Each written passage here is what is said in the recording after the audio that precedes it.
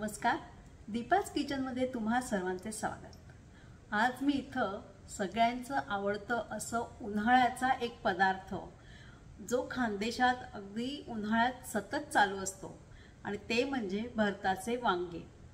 आणि तो भरताचं वांग म्हणजे एक हिरव्या प्रकारचं पण मिळतं आणि एक जांभळट प्रकारचं पण मिळतं। तर त्याच प्रकारचे आज काही वांग्याचं मी भरीत दाखवत आहे आणि जरा विशिष्ट पद्धतीचं आज आपलं हे भरीत आहे। चला तर मग लवकरच सुरुवात करूया। मी इथे हे वांग व्यवस्थित भाजून घेतलं होतं आणि त्याचे 2 काप केले आणि थंड होऊ दिलेले आहे। याच प्रकारे वांग आपल्याला यातनं ते सगळं काढून घ्यायचं आहे, जेणेकरून त्याचं जे वरचं काळं कव्हर जे असतं ते येणार नाही याची काळजी घ्यायची। आणि हे वांग भाजताना व्यवस्थित त्याला तेल लावायचं आधी आणि नंतर त्याच्यामध्ये जरा सुरीने असे काप करायचे बाहेरच्या साईडने, म्हणजे ते चांगले शिजले जातात। आणि या चमच्याच्या सहाय्याने आपल्याला हे अगदी व्यवस्थित मॅश करून घ्यायचं आहे की जेणेकरून यातले लम्स असतात किंवा हे कडक जे राहिलं असेल थोडंफार ते सर्व एकजीव व्यवस्थित होतं। ह्या बिया भरपूर असतील तर त्या काढून घ्यायच्या, खूप जाड बिया असतील तर नक्कीच काढून घ्या। तुम्ही बघू शकताय किती व्यवस्थित इथं मॅश झालं हे सर्व। आता आपण हे भरीत करायला सुरुवात करूया। त्यासाठी काय काय साहित्य लागतं हे आधी मी दाखवते। मी इथं अर्धा कांदा घेतला आहे चिरून, नंतर एक अर्धा इंच असं आल्याचं एक तुकडा घ्यायचा आहे, 2 हिरव्या मिरच्या घेतल्या आहे आणि इथं मी कांद्याची पात म्हणजे ग्रीन स्प्रिंग ऑनियन म्हणतात तो घेतला आहे आणि कोथिंबीर।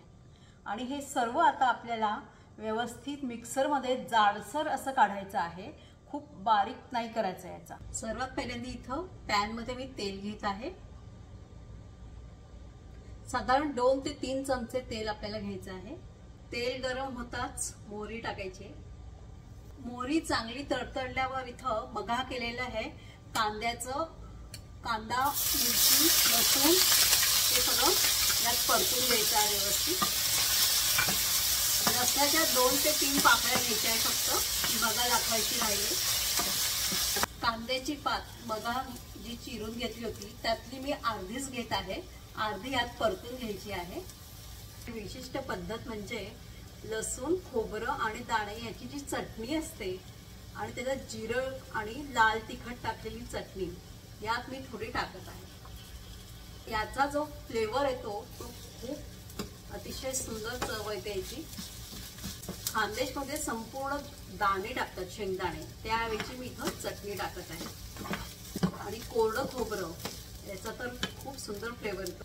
थोडा हिंग घालायचा आहे, हळद घालायची आहे, परत एकदा सर्व मिक्स करायचंय। यामध्ये आता ग्रिल केलेलं वांग जे व्यवस्थित भाजून घेतलं होतं ते वांग यात टाकायचंय।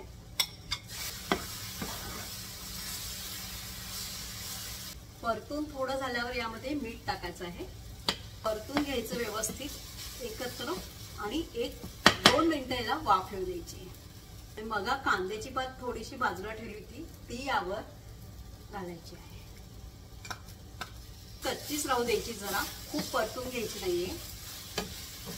तुम्ही बघू शकता अतिशय सुंदर ती चटणी टाकल्यानंतरचा जो फ्लेवर येतोय तो अतिशय सुंदर येत आहे।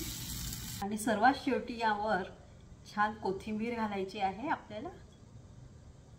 आणि सर्वात शेवटी दही टाकायचं आहे, सर्विंगच्या वेळी यावर दही टाकायचं। दही टाकल्यानंतर याची जी चव उत्कृष्ट होते अजून। अशा रुचकर रेसिपींसाठी दीपाज किचनला सबस्क्राईब करा आणि बेल आयकॉन क्लिक करा, म्हणजे तुम्हाला नवीन रेसिपी मिळत राहतील। दही टाकणं हे ऑप्शनल आहे, ज्यांना आवडतं त्यांनी टाकायचं आहे। अशा प्रकारे हे भरीत तयार झालं आहे। तुम्ही सुद्धा ही रेसिपी जरूर करून बघा आणि माझा हा व्हिडिओ तुम्हाला कसा वाटला जरूर कळवा। धन्यवाद।